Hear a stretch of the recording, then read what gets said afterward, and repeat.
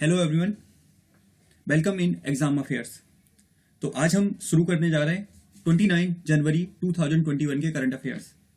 इन current affairs को अलग अलग एरिया से, अलग अलग जगह से कलेक्ट किया जाता है और उनको कलेक्ट करके इस तरह कंपाइल किया जाता है जो कि हमारी परीक्षा के लिए काफ़ी ज़्यादा इंपॉर्टेंट होते हैं। सो देरी ना करते हुए हम शुरू करते हैं अपना पहला टॉपिक। और पहला टॉपिक है हमारा हाल में ही राष्ट्रीय परिवार स्वास्थ्य सर्वेक्षण 2020 के अनुसार महिलाओं और बच्चों में अत्यधिक रक्ताल्पता यानी कि एनीमिया के मामले पाए गए। हमारे देश में एक बड़ी समस्या है कि हमारे देश में एनीमिया बहुत ज्यादा मात्रा में पाया जाता है। अब क्वेश्चन उठता है ये एनीमिया होता क्यों है? तो होता क्या है, जरा समझने की कोशिश कीजिएगा, काफी ज्यादा इंपॉर्टेंट टॉपिक है।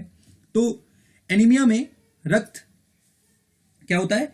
एनीमिया में रक्त एनीमिया में रक्त में लाल रक्त कोशिकाएं अथवा हीमोग्लोबिन की मात्रा सामान्य स्तर से कम हो जाती है। यानी कि जब भी किसी व्यक्ति को एनीमिया होता है, खास करके महिलाओं में, तो उसमें हीमोग्लोबिन या फिर लाल रक्त कोशिकाओं की मात्रा काफी कम हो जाती है।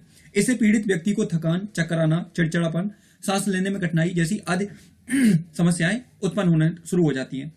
आयरन, विटामिन B12 या फॉलिक एसिड की कमी रक्ताल्पता यानी कि एनीमिया का एक सामान्य कारण है।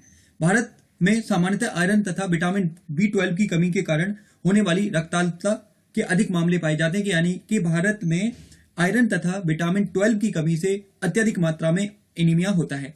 आयरन की कमी से होने वाली रक्ताल्पता यानी कि एनीमिया महिलाओं में पुरुषों की अपेक्षा अधिक होती है, ये आपको याद रखना है। और ये कहाँ का? रक्ताल्पता से पीड़ित बच्चे और महिलाओं का अनुपात लद्दाख, गुजरात, जम्मू कश्मीर एवं पश्चिम बंगाल की अपेक्षा यानी कि इन राज्यों में काफी ज्यादा है अपेक्षा, जबकि लक्षद्वीप, केरल, मेघालय, मणिपुर, मिजोरम तथा नागालैंड में कम है। इन राज्यों में ज्यादा है जबकि यहाँ पर कम है। और हिमालय के ठंडे रेगिस्तान वाले क्षेत्रों में अनीमिया की सबसे ज्यादा प्रॉब्लम देखने को मिलती है। तो ये हमने टॉपिक डिस्कस किया अपना किसके बारे में? अनीमिया के बारे में, अर्थात रक्ताल्पता के बारे में। अगले टॉपिक पे चलते हैं और अब हमारा अगला टॉपिक है वो है हिंदू राहत आंदोलन। ध्यान से सुनिएगा, वेरी वेरी इंपॉर्टेंट है। आपको याद होगा 28 जनवरी को लाला लाजपत राय का जन्म दिवस होता है। उस दिन मैंने इनके ऊपर एक पूरी डेडिकेटेड वीडियो बनाई है। अगर आप उनको अच्छे से समझना चाहते हैं तो वो वीडियो फॉलो कर सकते हैं। कल ही वो वीडियो बनाई थी। तो हम शुरू करते हैं। हिंदू राहत आंदोलन। इस आंदोलन की शुरुआत 1897 में लाला लाजपत राय के द्वारा की गई थी। इस आंदोलन का उद्देश्य क्या था? इस आंदोलन का मकसद अकाल पीड़ित लोगों की मदद करना और उन्हें ईसाई मिशनरियों के चंगुल से बचाना था ताकि धर्मांतरण को रोका जा सके। इसलिए लाला लाजपत राय के द्वारा हिंदू राहत आंदोलन की शुरुआत की गई थी, जिन्हें शेरे पंजाब के नाम से भी जाना जाता है। ये आपको याद रखना है। इसके अलावा वेरी वेरी इंपॉर्टेंट खबरों में रहा एमोटेट क्या है। अब ये आपको याद रखना है, ये एमोटेट है क्या। तो हाल में ही इस मालवेयर को अंतरराष्ट्रीय टीम के द्वारा समाप्त किया गया। यानी कि यह एमोटेट एक प्रकार का मालवेयर है जिसने कई देशों को प्रभावित किया था। तो हाल इस मालवेयर को दुनिया का सबसे खतरनाक मालवेयर माना जा रहा है। ये आपको याद रखना है। यहां पर ये खबर भी है, आप देख सकते हैं कि किस तरह इस मालवेयर ने दुनिया को प्रभावित किया था और जगह जगह इसका प्रभाव देखने को मिला था। तो एमोटेट क्या है? तो एक प्रकार का मालवेयर है जो आपको याद रखना है। उसके बाद हमारा अगला टॉपिक है गिरनार वन्यजीव अभ्यारण्य। क्या है ये? गिरनार वन्यजीव अभ्यारण्य गुजरात के जूनागढ़ जिले में स्थित इस अभ्यारण्य में लॉयन सफारी की शुरुआत की गई है। पिछले साल अक्टूबर में यहां रोप वे की भी शुरुआत की गई थी। यानी कि गुजरात के जूनागढ़ जिले में स्थित गिरनार वन्यजीव अभ्यारण्य के अंदर गुजरात के चीफ मिनिस्टर विजय रूपानी ने क्या किया है? यहां पर लॉयन सफारी की शुरुआत की है। और आपको याद रखना है, अक्टूबर में यहां पर गिरनार मंदिर के पास रोप वे की भी शुरुआत की गई थी। तो ये आपके दिमाग में बहुत अच्छे से बात रहनी चाहिए। अगला जो हमारा टॉपिक है वो है नए मौसम विज्ञान केंद्र की शुरुआत। कहां पे की गई है? हाल में ही केंद्रीय पृथ्वी व विज्ञान मंत्रालय ने लेह लद्दाख में इस केंद्र की शुरुआत की है। 3500 मीटर की ऊंचाई पर स्थित यह भारत का सर्वाधिक ऊंचाई पर स्थित मौसम केंद्र होगा। ये आपको याद रखना है। यहां पर इंडियन एक्सप्रेस की आप खबर देख सकते हो। IMD यानी कि Indian meteorological department launch country's highest meteorological centre in Leh. ये आपको याद रखना है। और ये 35 मीटर की ऊंचाई पर है। ये आपको याद रखना है इसके बारे में। तो अच्छे से आपको दिमाग में बात रहनी चाहिए। अगला जो टॉपिक है वो हमारा है नवा रीति के बारे में। क्या है ये नवा रीति?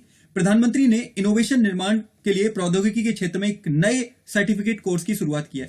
तो नवारिति क्या है? एक प्रकार का सर्टिफिकेट कोर्स है। आप यहां पे देख सकते हैं, ये भारत सरकार की कटिंग है, मैंने वहां से ली है। Ministry of housing and urban affairs की कटिंग है। यहाँ पे ये लिखा हुआ है नवारिति क्या है। तो Navariti certificate course on innovation construction technology, यानी कि निर्माण के क्षेत्र में जो कंस्ट्रक्शन वर्क होता है उसमें नवारिति नया कोर्स शुरू किया है भारत सरकार के द्वारा, ये आपके दिमाग में रहना चाहिए। इसके अलावा आपको याद होगा हाल में ही प्रधानमंत्री द्वारा 6 राज्यों में लाइट हाउस प्रोजेक्ट की शुरुआत की गई थी। याद रखना है, लाइट हाउस प्रोजेक्ट, इसके तहत मध्यम और निम्न वर्ग के लिए सस्ते और मजबूत घर बनाए जाएंगे। Global housing technology challenge India के तहत त्रिपुरा, झारखंड, उत्तर प्रदेश, मध्य प्रदेश, गुजरात, तमिलनाडु में इसकी शुरुआत की गई थी और इस योजना का लक्ष्य है कि 2022 तक 2 करोड़ घरों का निर्माण किया जाए और विश्व की बेहतरीन तकनीक की मदद से हर वर्ष 1,000 घर तैयार किए जाएंगे। तो ये आपके दिमाग में बात रहनी चाहिए। नवारिति क्या है? एक सर्टिफिकेट कोर्स है। इसके अलावा लाइट हाउस प्रोजेक्ट के तहत हमारे देश में घरों का निर्माण किया जाएगा। अगला जो टॉपिक है वेरी वेरी इंपॉर्टेंट, ध्यान से सुनिएगा, बहुत ज्यादा इंपॉर्टेंट है। National digital health mission. ये हाल में ही मैंने योजना को पढ़ रहा था, जो भारत सरकार की एक योजना आती है, उसके अंदर ये मैंने टॉपिक देखा तो मैंने सोचा कि इसके को ऐड किया जाए। काफी ज्यादा इंपॉर्टेंट है, ध्यान से सुनिएगा। National digital health mission, NITI Aayog के द्वारा इस मिशन की शुरुआत 2018 में की गई थी। याद रखना, 2018 में नीति आयोग ने इसकी शुरुआत की, लेकिन इसे लागू करने का काम स्वास्थ्य व परिवार कल्याण मंत्रालय के द्वारा किया जा रहा है। ठीक है, ये भी आपको याद रखना है। इसका लागू कौन कर रहा है? स्वास्थ्य परिवार मंत्रालय, यानी कि स्वास्थ्य परिवार कल्याण मंत्रालय लागू कर रहा है। और इस मिशन के प्रमुख 6 बिंदु हैं। क्या है? स्वास्थ्य पहचान पत्र पहले दिया जाएगा, फिर डिजी डॉक्टर की सुविधा मिलेगी, स्वास्थ्य सुविधा रजिस्ट्री होगा, व्यक्तिगत स्वास्थ्य कार्ड मिलेगा, ई फार्मेसी की सुविधा मिलेगी और टेलीमेडिसिन की सुविधा मिलेगी। यहां पर आप कटिंग देख सकते हैं, हेल्थ आईडी होगा, डिजी डॉक्टर होगा, हेल्थ फैसिलिटी रजिस्ट्री होगी, पर्सनल हेल्थ रिकॉर्ड रखा जाएगा और इलेक्ट्रॉनिक मेडिकल रिकॉर्ड रखा जाएगा। तो ये 5 इसके अंदर है, एक यहां पर छूट गया है। तो ये सारी सुविधाएं किसको दी जाएंगी? जो भी इसमें पात्र होगा उसको ये सुविधाएं दी जाएंगी। तो ये आपको याद रखना है, नेशनल डिजिटल हेल्थ मिशन, जिसकी शुरुआत 2018 में नीति आयोग के द्वारा की गई थी, जबकि इसको लागू करने का काम स्वास्थ्य व परिवार कल्याण मंत्रालय के द्वारा किया जा रहा है। अगले टॉपिक पे चलते हैं। अगला टॉपिक है हमारा टॉप 25 ड्राइव। ध्यान से सुनिएगा, टॉप 25 ड्राइव क्या है? मुंबई पुलिस के द्वारा अपने क्षेत्राधिकार में आने वाले टॉप 25 अपराधियों की सूची बनाई जाएगी।